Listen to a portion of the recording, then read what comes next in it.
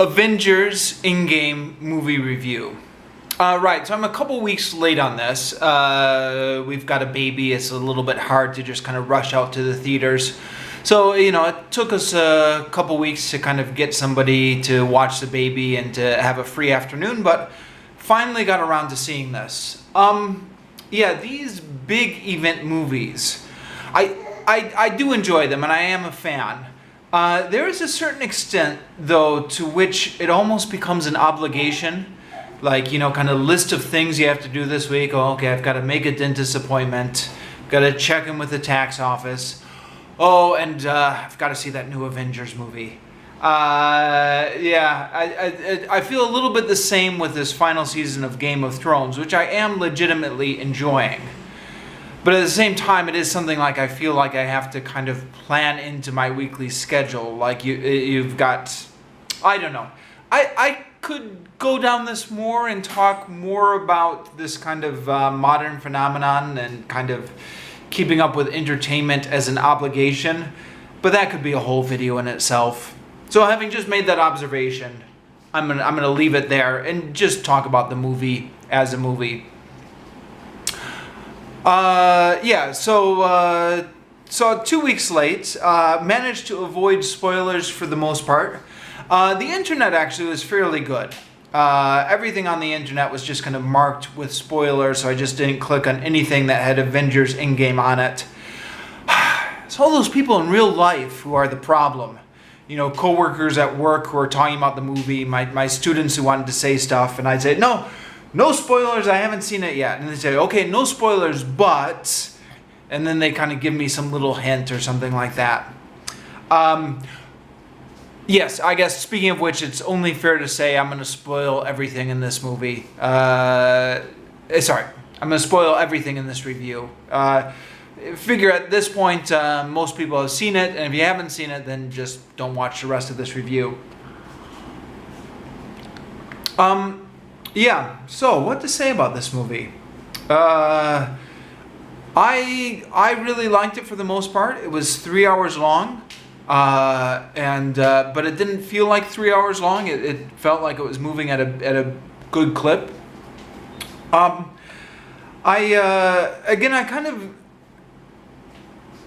had avoided spoilers for the most part. There are a few things I picked up before the movie. I read a review in uprocks.com. I think the guy's name is Vince Mancini, who's an intelligent guy. I really like his reviews for the most part. And he was saying, there's an irony in here in that the movie is kind of such a monument to itself. It's kind of building up its own mythology so much. He said it used to be that superhero movies were just escapism. You went to them so you didn't have to think about the real world problems, or you didn't have to kind of deal with anything larger.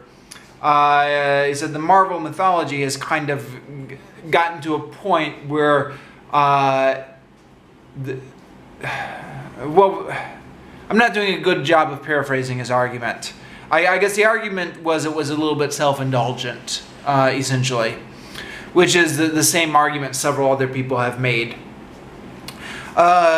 Similar tangent here. Going back, maybe my own movie-going experience. So a few years ago, I was going to see Captain America: Civil War in the theaters. I had a girlfriend at the time, since she's since become my wife. And every time we went to see a new franchise in the theaters, I would have to kind of catch her up on it. Say, okay, these are all the movies you need to watch before you see this one. Now with the Marvel movies, there's like so many of them that it would be kind of like an impossible task anyways to do in 1 week. That was true even at the time of Captain America: Civil War, even like 3 or 4 years ago. But the other thing is, they're superhero movies, right? Like, how much is there really to understand? So I said to her, you don't need to watch anything before we go into this movie. They're superheroes and they fight. That's really all you need to know. Which I was kind of naively thinking was true, although I should have known better because I had seen all the previous movies. Almost all of them. And then we got into this movie, and there were just so many plot points dropping. And she didn't understand any of them. And I was trying to explain a little bit as the movie went on. But yes, somewhere along the line, these Marvel movies have kind of gone from just being simple superhero movies to this franchise with a rather involved continuity. And I know it's a little bit late in the game to be making this observation. That was true 3 years ago. It's even more so now. But yeah, that's where we are now. This movie is just so reliant on the continuity from the previous, previous 18 movies that have fed into this. I've seen almost all of them. I never got around to seeing Doctor Strange, just because I never got around to it. And I never got around to seeing Captain Marvel, just because, new baby and stuff like that. And I thought, okay, maybe I don't need to see every movie. I'll just see the big ones. Now, this movie starts out right away with Captain Marvel in it. And she's already friends with the Avengers, or she's already hanging around with them. Did that happen in the previous movie, the Captain Marvel movie? I thought that one was a prequel that happened in the 90s. I don't know. I guess I'll have to see that for myself. But yeah, and then, of course, they do the whole back in time stuff, the Back to the Future stuff, where there are all these references to the past movies. And I guess here is where people might say, okay, it's a little bit self-indulgent. They're getting a little bit too wrapped up in their own continuity. Or I guess another pejorative is kind of like fan service, just kind of these cameos to remind you of previous movies. But I'm a sucker for this stuff. Maybe I'm just kind of a stupid fanboy or whatever. But I really loved it. I'm like, they got that guy back from that movie to do the cameo. I mean, when Robert Redford came in, or the bad guys from Captain America: Civil War, they tied that into the end of the Avengers movie, and what else? There were just tons of little nods all throughout. Tony Stark meeting Howard Stark, Stan Lee cameo, of course. The tie-in with the first Guardians of the Galaxy movie, where that scene where Peter Quill is singing, and they replay the scene, and then they show it from the perspective of the characters watching him, where you can just see him dancing, but you can't hear the music, right? Because the music is just on his own headphones. And just like 100 things like that were in this movie. I know there are some people who say that these callbacks, just for the sake of callbacks, are overdone, but it works on me. I really liked it. Yeah. What else do I want to say? Sorry, I've not planned this review out very well before I turn on the camera. I do have thoughts on this movie. I'm just trying to think about what else I wanted to say. So I liked it. I like the time travel heist type thing. Oh, right. The beginning, huh? Again, this is one of those things that was kind of spoiled for me a little bit. Guys at work were talking about it. I said, guys, no spoilers. And they said, okay, but yeah, boy, that first 20 minutes is really surprising. And then somebody said, yeah, I was surprised that happened in the first 20 minutes. I didn't know what they were going to do with the rest of the movie. So that was kind of enough of a hint for me to piece together that maybe there would be some sort of resolution. But that's just my unique circumstance. If you're going into this movie completely blind, like probably a lot of people were on opening night, that scene where Thanos gets killed off in, what was it, the first 20 minutes of the movie or something like that. It's a bit of subverting expectations, huh? I mean, it's a surprise that they defeated him so easily. But then two, the fact that Thor just so callously chops his head off came a little bit out of nowhere. I guess, Thor's kind of a unique character, and he was kind of got some pent up anger towards Thanos from the previous movie. And they did set that up in the previous movie, right? Thanos says, next time you should have gone for the head. And so Thor says, okay, this time I went for the head.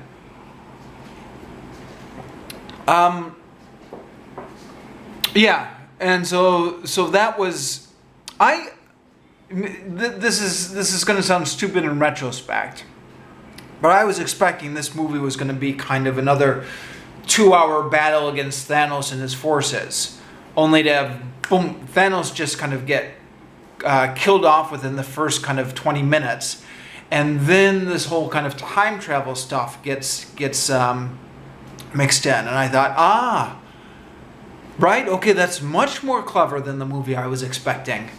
Instead of just fighting for 2 hours, we're going to see some neat time travel heist type stuff. And maybe they don't take as much advantage of that premise as they could have, but there's all sorts of little clever stuff mixed in with them. Going back to 1970 was a nice touch. I was hoping for even more kind of retro stuff, but the young Howard Stark, the young Ant-Man, Hank Pym character showing up. They must have done some digital de-aging on Michael Douglas, but yeah, that it worked. And then going back and interacting with scenes from the previous movies was a nice kind of little nod. That part with the Hulk was really funny. I mean, that Mark Ruffalo thing was clever, where he shows up and he's like the scientist Hulk. And I think, my understanding is that, and I'm not as well versed in Marvel comics as I should be. I kind of grew up on DC comics. But my understanding is that there were different stages of the Hulk throughout the years in the comics. And so there is that classic stage where the Hulk is just this blind monster. But then there was a stage, well, I guess similar to what was portrayed in the movie, where Bruce Banner's personality was a bit more meshed with that of the Hulk. And he was not just this blind monster, but kind of a more intelligent, articulate Hulk. But yeah, that was interesting. I was not expecting that, and it played out pretty well. Oh, that whole 5 years jump into the future, I was not expecting that. That Hawkeye turning into a assassin type character was interesting. Was not expecting that.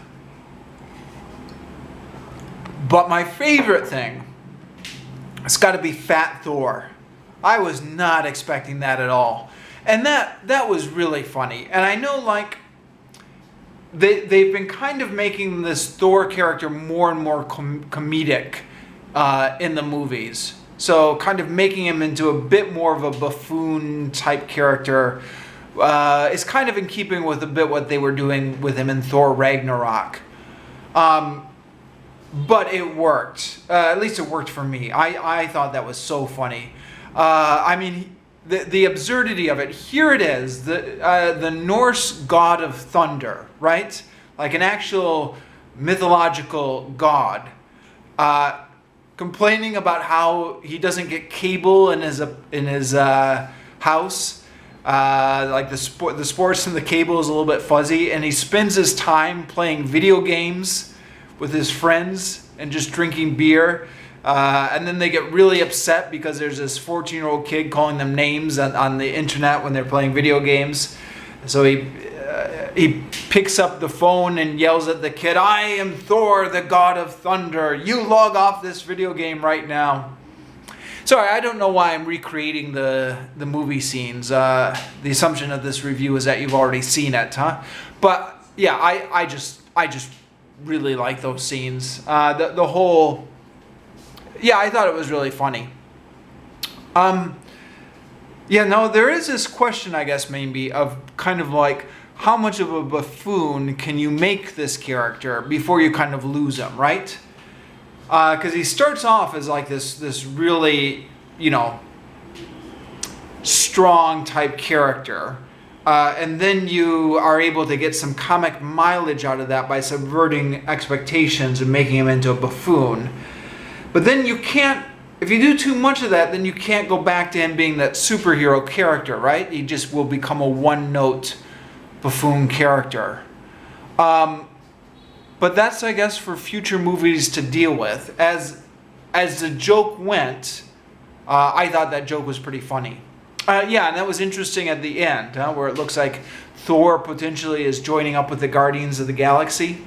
Yeah, I guess I'm hoping now he's going to be a character in Guardians of the Galaxy 3, and like hoping he's going to be part of the gang. I guess we'll see what they do there.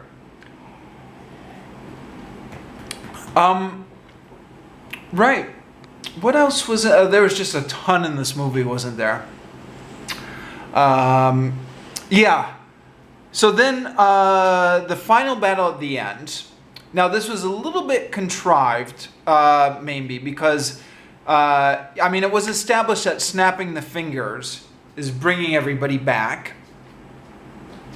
I guess the exceptions are people who didn't get killed by Thanos' snap of the fingers. So I guess that's essentially Vision and Scarlet Widow and Loki and Gamora, kind of, although the alternate Gamora is now there.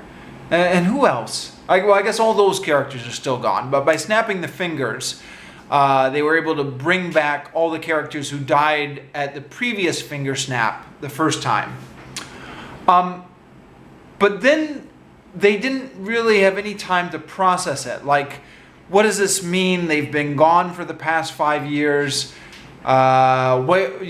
There was this brief line when Spider-Man is briefly talking to Tony Stark, and he's like, yeah, it felt like I faded away, and then all of a sudden I woke up, and Doctor Strange told me what's happening. And I guess that's really kind of all the movie needs, I guess. Be interesting to see how they deal with this in future movies. And the next movie that's coming out in a few months is Spider-Man Homecoming, right? No, wait. Spider-Man Homecoming was the one that already came out. Spider-Man Far From Home, I think, is the next one.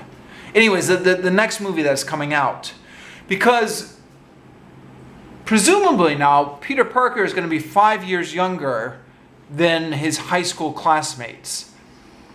Or at least some of them, because presumably some of them got wiped out by Thanos' snap and some of them didn't.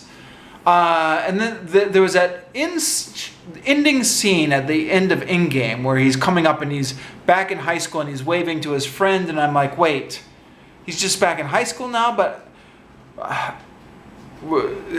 are they going to deal with that? And it will be interesting to see how they deal with this, because, you know, from the comic books at least, kind of the whole thing about Spider-Man is it wasn't just Spider-Man, it was Spider-Man and his whole gang, you know, like Harry Osborn and Mary Jane and Flash Thompson and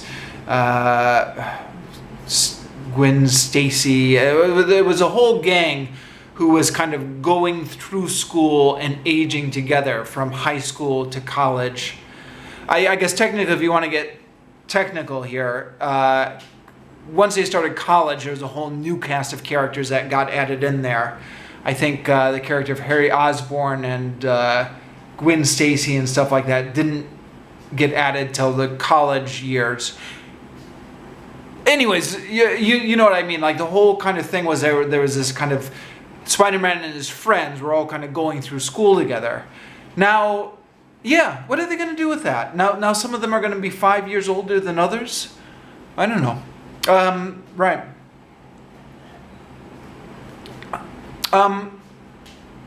The fighting in these superhero movies is something that we complain about. Like, oh, geez, another big action scene at the end.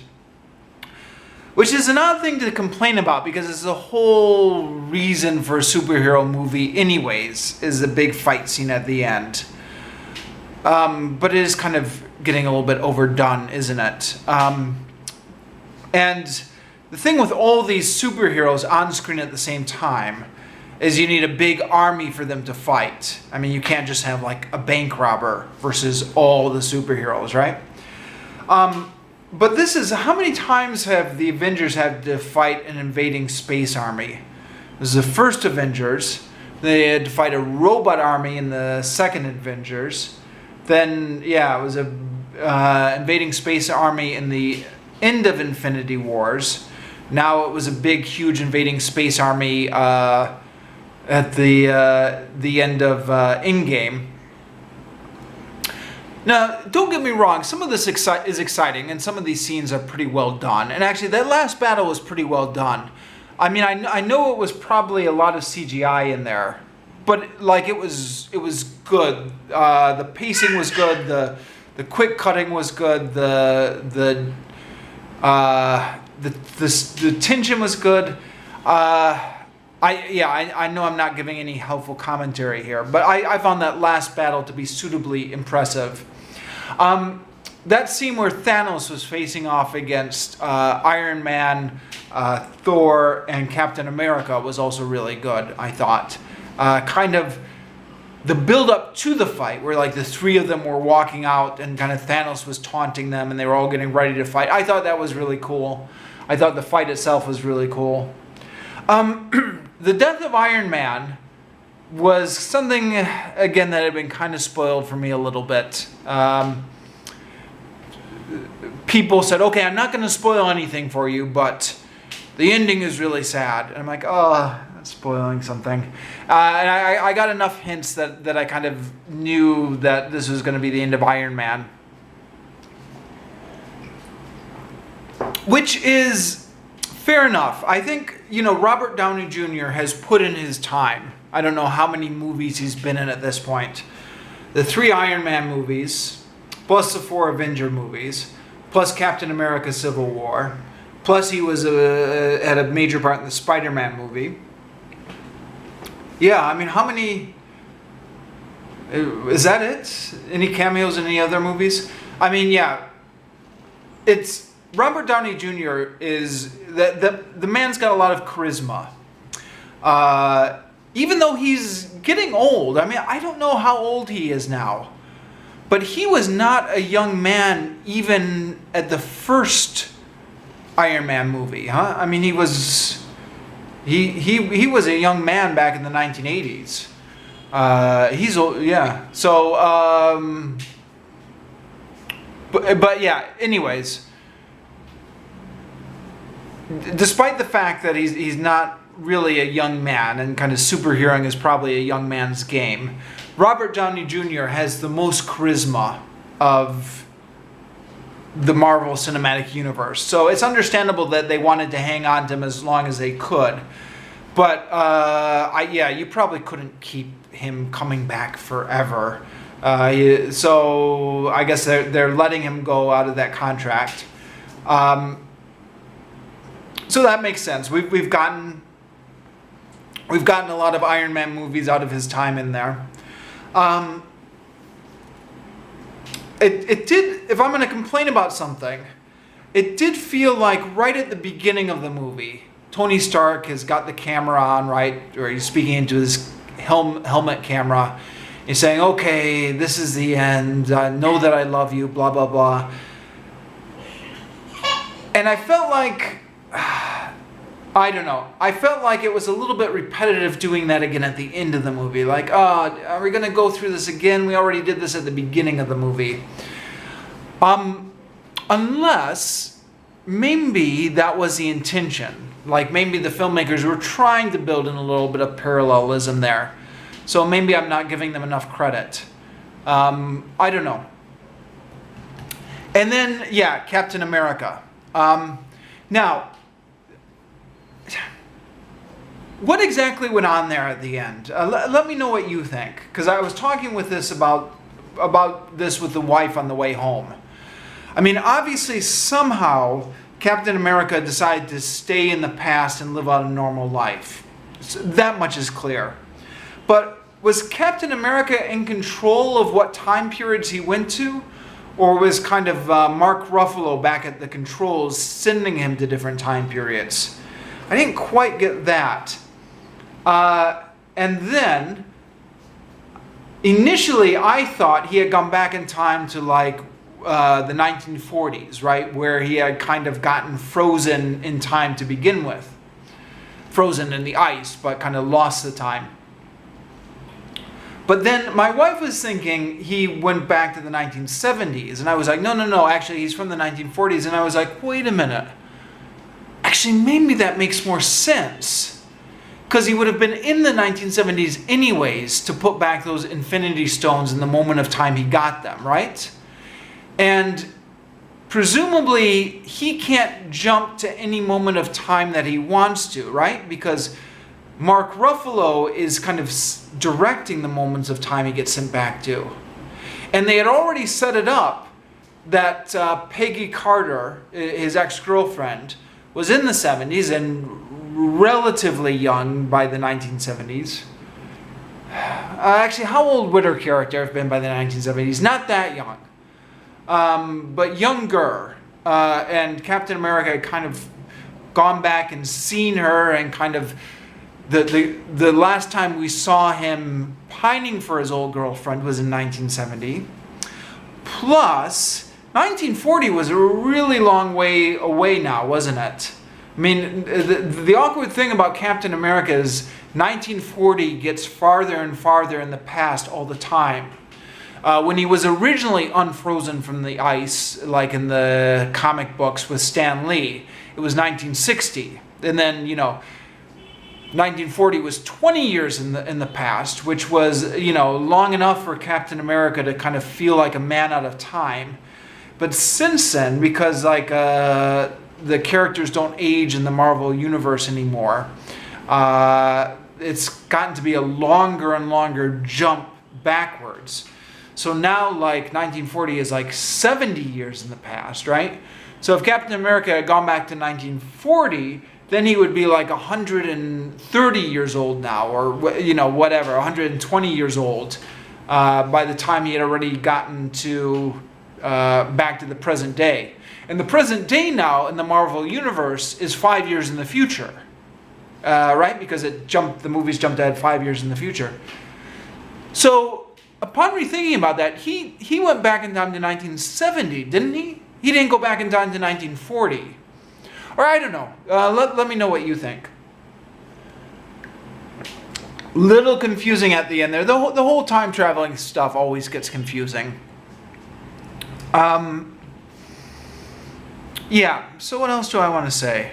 I don't know. There's a ton of things to talk about, aren't there? There's a ton of little Easter eggs, ton of little interesting nods to past movies. Interesting how this whole thing has gotten to be a cultural phenomenon. I will talk about that briefly. This is interesting because time was, when I was a kid in the 1990s, a teenager, comic books had this huge convoluted continuity, which kind of would scare away normal readers. But if you were a geek, it was fine. You'd kind of spend a lot of time researching what the various stories of these characters were. But now this has all gone mainstream. And again, even though these are just dumb superhero movies, they've borrowed, it's become like this kind of confusing continuity from the original source material. And to give another example, my wife's sister went and saw this movie last week and didn't understand anything because she hadn't seen any of the previous movies. And yet, this is no longer geek culture now, right? This is the movie of the summer that everyone has to go out and see, or you can't possibly live a complete life anymore, right? That's the messages blockbusters send. I'm being somewhat facetious, but that is kind of the vibe that the culture kind of sends out. And yet to keep track of this requires what used to be just kind of the province of nerds. It's an interesting cultural development. Will have to be explored more in a future video. I think I'm out of time on this one, so I'll just finish off. There's more to talk about, but I can't possibly talk about everything.